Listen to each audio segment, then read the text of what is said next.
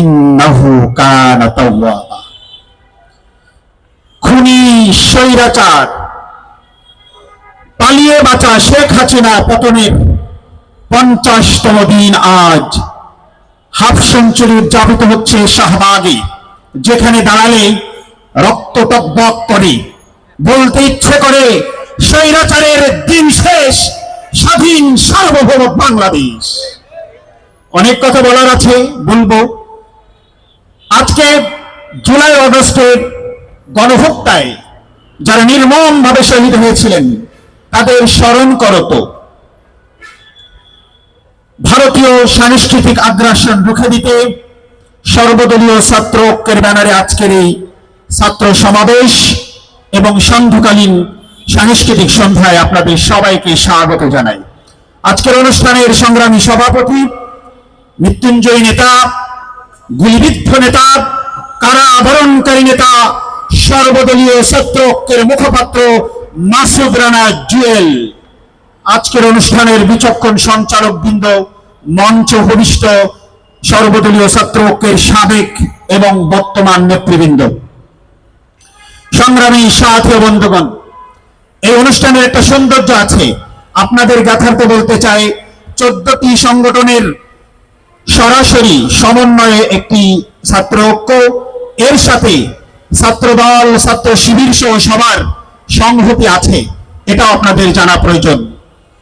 এই অনুষ্ঠানের এই মঞ্চের একটি সৌন্দর্য হলো, আমরা এখানে 1428 জন নেতৃবৃন্দ আছি, তার মাঝে একজন সৌহার্দ্যের প্রতীক আছে, সম্প্রীতির বাংলাদেশের প্রতীক আছে, তিনি হচ্ছেন শ্রী শ্যামল চন্দ্র সরকার। আমরা এই মেসেজটা দিতে চাই বিশ্ববাসীকে, যে এখানে শুধু আব্দুর রহিম, আব্দুল জব্বাররা বসে নাই, এখানে শ্রী শ্যামল চন্দ্র সরকাররাও বসে আছে। কাজে এটা বাংলাদেশ, এটা সম্প্রীতির বাংলাদেশ, এটা আগামী দিনের স্বনির্ভর সার্বভৌম বাংলাদেশ নির্মাণের একটি ইতিহাস, ঐতিহাসিক ছবি হতে পারে। সংগ্রামী সাথী বন্ধুগণ, আমরা প্রথমেই শহীদদের জন্য প্রাণ ভরে দোয়া করছি। আল্লাহ সুবহানাহু ওয়া তাআলা তাদেরকে শহীদের মর্যাদা দান করুন, এবং যারা অসুস্থ আছেন আল্লাহ তাদেরকে শিফায়ে কামেলা দান করুন। যারা আর্থিক অনটনের কারণে চিকিৎসা নিতে পারছেন না, এদেশের মানুষ তাদের পাশে দাঁড়াচ্ছে, প্রত্যাশা জ্ঞাপন করছি। আমরা আগ্রাসনের বিরুদ্ধে কথা বলছিলাম। আগ্রাসন তো বহু প্রকারের। কিছুদিন আগে এখানে ইসলামী ছাত্র আন্দোলনের ব্যানারে আগ্রাসন বিরুদ্ধে একটা আন্দোলন হয়েছিল, সেখানে আমরা কথা বলেছি। আগ্রাসন শুধু পানি নয়, আগ্রাসন রক্তে, আগ্রাসন সীমান্তে প্রাণীকে ঝুলিয়ে, আগ্রাসন শুধু শেষ নয়, গত কয়েকদিন আগে অমিত শাহ বাংলার মানুষকে ঝুলিয়ে রাখার হুমকি দিয়েছে। কাজে আগ্রাসন তারা শুরু করেছে শুধু পানি দিয়ে নয়, গণহত্যা করে, রক্তে, ভাষায়, শিক্ষায়, সংস্কৃতি আগ্রাসন করেছে তারা। আমার বাংলাদেশকে লুটে পুঁতে খেতে চায় ইন্ডিয়া। তাদেরকে তালাক দিতে হবে। কিভাবে? তাদের যে পুতুল গণহত্যাকারী হাসিনা ছিল, তাকে তো আমরা বিতাড়িত করেছি। পারলে অমিত শাহ শেখ হাসিনাকে উল্টো করে ঝুলাও। আমরা দাবি জানাই, শেখ হাসিনাকে উল্টো করে ঝুলিয়ে ছবি বানাও বাংলাদেশে, আমরা দেখতে চাই, কারণ সে অনুপ্রবেশকারী। শেষ করব, আগ্রাসনের কথা বললাম, সাথে সাথে দেশের ছাত্র আন্দোলন যারা করে সাংগঠনিক ভাবে, আমাদের নেতৃত্ব বলেছেন সবার অবদান আছে। এই কথা শুধু মুখে বললে হবে না, যারা সবাই লোক আছো, রেসপেক্ট করি তোমাদের, কিন্তু পেশাদার কথা বলবে না। আমরা এদেশে 1948 সাল থেকে রাজনীতি করি। কোন বাপের বাড়ি আছো সামনে এসে বলো 48 সাল থেকে রাজনীতি করো। 3 দিনের গোপাল ভাতকে বলো অন্য, কোথা থেকে এসেছো তুমি? গতকাল সকালে উঠেই তোমরা তো লাফালাফি করো।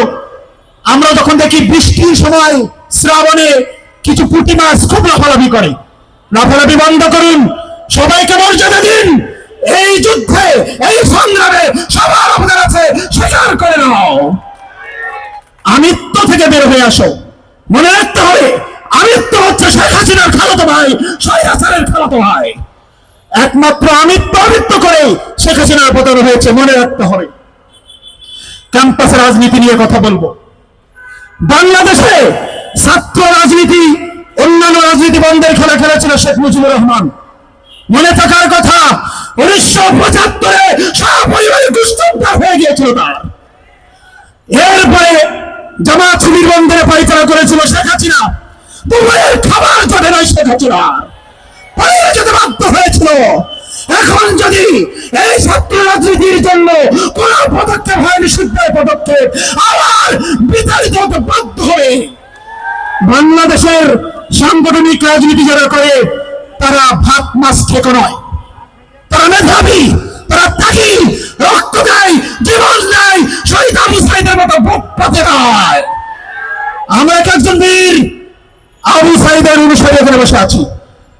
সবাই কাছেই সাবধান হয়ে কথা বলবেন, বেসামাল কথা বলবেন না।